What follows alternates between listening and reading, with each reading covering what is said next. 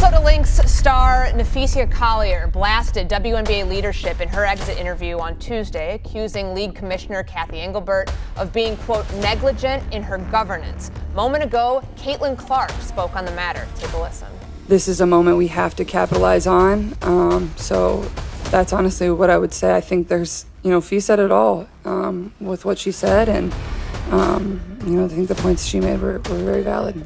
Caitlin Clark just confirmed she's being sued by WNBA Commissioner Cathy Engelbert. The news dropped like a thunderclap across women's basketball. For months, quiet tension had been building between Clark, the league, and its leadership. It all started with whispers, interviews, and a few carefully chosen words that never sat right. But now, it's all out in the open. The biggest star in the league is at odds with the person running it, and neither side seems ready to back down. Now, even Stephen Smith has waded into the issue, making very disturbing statements you'd never think of. Doesn't strike me at all. Same reaction. Cathy Engelbert should resign as the commissioner of the WNBA. Today, we're breaking down how this started, why it's happening, and what it means for the future of the WNBA. If you stand with Clark's voice, hit like right now. Whether the league cares about the health of the players is one thing, but to also not care about the product we put on the floor is truly self-sabotage.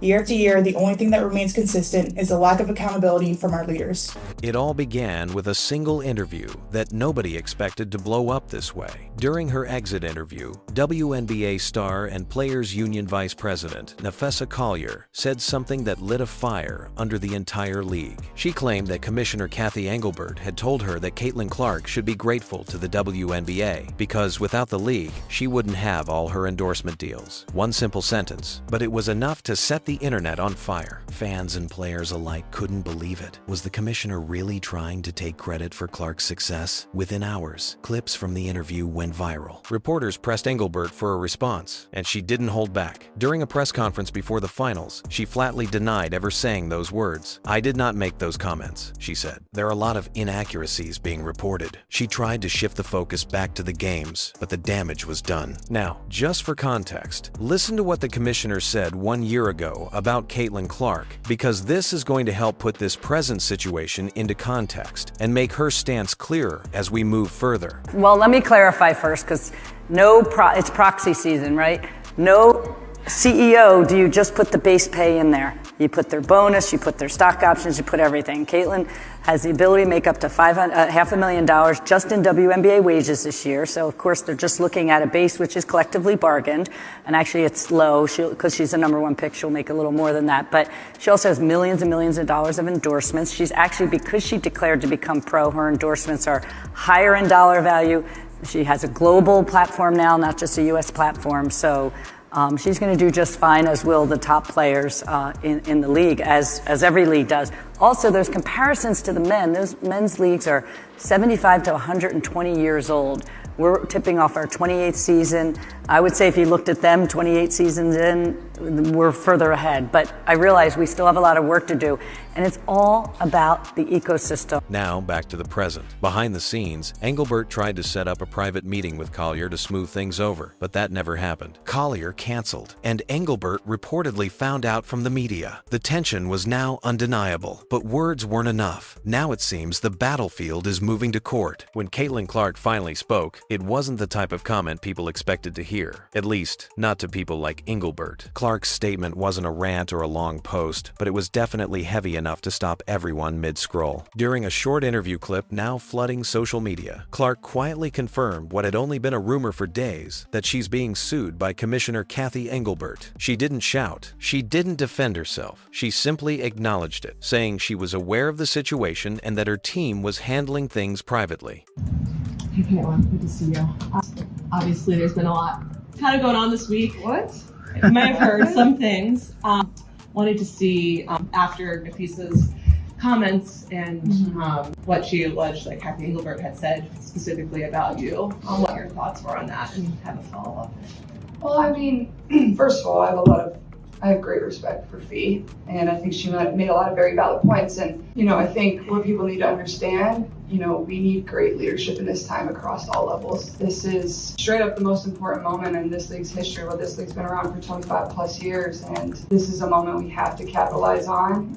So that's honestly what I would say. I think there's, Fee said it all with what she said, and I think the points she made were very valid. For someone who has built her image on grace under pressure, that tone said everything. Clark has always avoided public fights. Even when critics mocked her or referees ignored the hits she took on the court, she never lashed out. But this was different. It wasn't just another headline or a mean tweet. This was the league itself, through its commissioner, turning on her. The internet exploded. Fans demanded to know why Engelbert would take things this far, and whether the issue was about words, contracts, or control. Nobody knows the full story yet, only that something inside the WNBA finally snapped. What exactly is she being sued over? Words, defamation, or power? The documents will tell. But before we talk legal, let's walk through what pushed her this far. Don't forget to hit subscribe as we proceed with why Stephen Smith wants the commissioner gone. And the reason I said that, fellas, is because when a player, and Napheesa Collier is a star in the WNBA. This is not some role player. This is her, okay? Who also happens to be a vice president. You understand? Players Association. For her to come out and attack the commissioner, and I say that not in any kind of derogatory way. She was talking about Cathy Engelbert directly. She revealed private conversations. You understand? With quotes from this lady, the commissioner, about what she said that came across as dismissive, as derogatory, and unappreciative of the athletes that represent her league. And then the person I call the golden goose of the WNBA, Caitlin Clark. Caitlin Clark's breaking point didn't happen overnight. It built up over months. One bruise, one headline, one unfair whistle at a time. From her very first WNBA game, she was treated differently. Defenders shoved her, tripped her, and elbowed her in ways that would draw flagrant calls in any other league. But for Clark, the refs just looked away. Her fans noticed, her teammates noticed. Everyone saw it and said nothing. You understand who is box office for the WNBA? Just look at the numbers, look at the ratings, look at everything. For her to come out and said, Fee said it all. She's letting you know that Napheesa Collier didn't lie, she didn't mince words, and she didn't misrepresent what the collective body of the league is feeling about this commissioner and her leadership. Then came the promotions. Every WNBA commercial, every highlight reel, every ticket sale seemed to have her face on it. She was the league's poster child until she wasn't. Whenever she got fouled too hard or criticized the system, the same league that used her image to boost viewership went silent. It was as if they loved her spotlight but ignored her bruises. Even when Clark tried to stay quiet, she couldn't win. If she spoke up, she was ungrateful. If she stayed silent, she was complicit. And through all of it, the commissioner's name kept popping up, defending the refs, downplaying her treatment, or now, allegedly taking her to court. If you were in her shoes, wouldn't you snap too? Let us know in the comments, because this isn't just about basketball anymore. It's turned into a tussle of power, respect, and a player deciding she's had enough. This lawsuit isn't just legal, it's symbolic, and everyone in the league knows it. You cannot, and then the biggest point, guys, that I made yesterday, and this is the #1 reason I called for Cathy Engelbert to resign. I don't care who it is. If somebody calls you out publicly and you're in a leadership position and you've been called out publicly and attacked that way, you don't give what I said was that weak ass response that Cathy Engelbert got. I'm gonna say it again because people thought I stuttered just there. I don't know how because I don't stutter. Weak ass comment. I'm gonna say it one more time. Weak ass comeback. That's what she did. So what does it really mean for a player to be sued by the commissioner of her own league? In most sports, that kind of situation is unheard of. It's the kind of thing that makes sponsors nervous and fans confused. If the reports are true, the case could involve things like defamation, breach of contract, or something deeper, like an accusation that Clark's public comments damaged the league's image. Under the current collective bargaining agreement, players like Clark have have certain rights: free speech, union protection, and fair representation. But when power clashes with popularity, the rules start to bend. This isn't happening in a vacuum either. Remember, some of the players sitting at the negotiation table, Napheesa Collier and Breanna Stewart, are also running a rival off-season league called Unrivaled. That's where the politics get messy. It's not just one lawsuit. It's part of a much bigger tug of war for control. When you were attacked like that, what you did was provide fodder to the belief that everything Napheesa Collier said was the absolute truth, nothing but the truth, so help me God.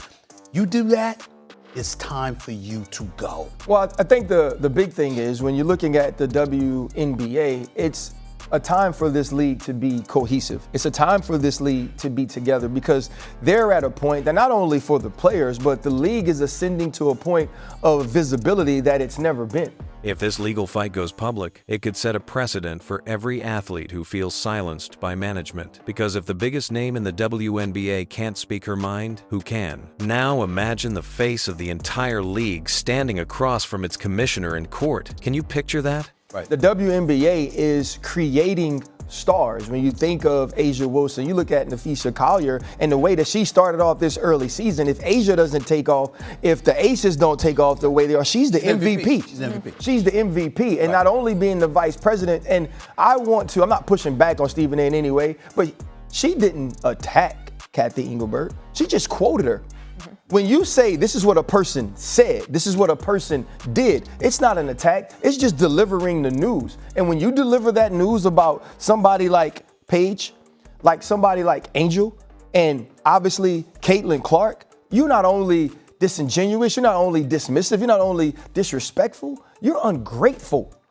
And that is not the sort of person that should be in leadership in the WNBA. The moment Clark's confirmation hit the internet about Engelbert's lawsuit, people wanted to know who's standing with her, and the answer came fast. Napheesa Collier, the same player who started this storm with her interview, publicly backed Clark's right to speak her mind. Breanna Stewart and other WNBPA members restated the same message: unity, transparency, and respect. Even Lexi Hull, one of Clark's Fever teammates, liked several posts calling the league out for protecting image over players. Yeah, so I think number one, since 2022, two things. This league has gone up 180% in value. It's valued at over $3.5 billion.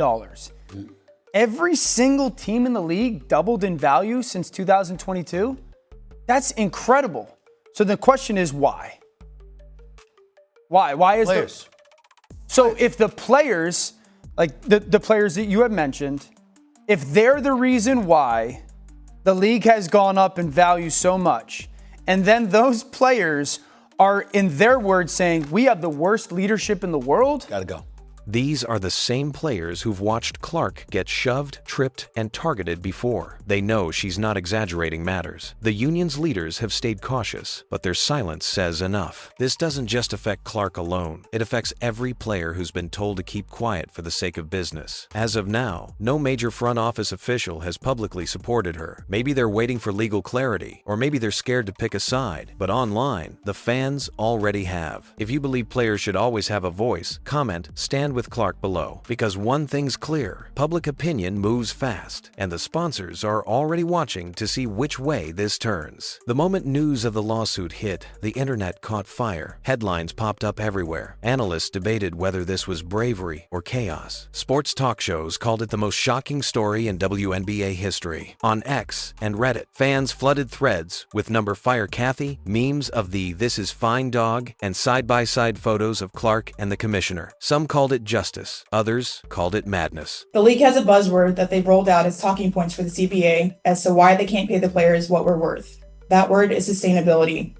But what's truly unsustainable is keeping a good product on the floor while allowing officials to lose control of games. Fans see it every night. Coaches, both winning and losing, point it out every night in pregame and postgame media. Yet leadership just issues fines and looks the other way. They ignore the issues that everyone inside the game is begging to be fixed. That is negligence. Sponsors are watching closely. A few brands may quietly pull back, waiting to see where public opinion lands. Others could lean in, seeing Clark's courage as the perfect image of authenticity. Even networks covering the WNBA finals are shifting tone, wondering if this drama will overshadow everything else. Because let's face it, if the league loses its biggest face, the brand could collapse overnight. And now the question isn't just who wins in court, it's who wins in public. So what happens now? Maybe the lawsuit gets thrown out. Maybe it ends with a quiet settlement. Or maybe this moment changes everything. If Clark stands her ground, she could gain serious power in the upcoming CBA, from better protection to more player rights. But there's risk too. Division, tension, and a league split between loyalty and leadership. Either way, her voice now carries more weight than any contract. The WNBA is watching closer than any game, because whatever happens next might define its future. So here's the question. Is Caitlin Clark fighting just for herself or for every player who's ever felt unheard? Comment "Justice for Clark" if you believe she's right, or "League First" if you think the WNBA must come first. Don't forget to hit like and subscribe if you haven't already. You won't want to miss what happens next.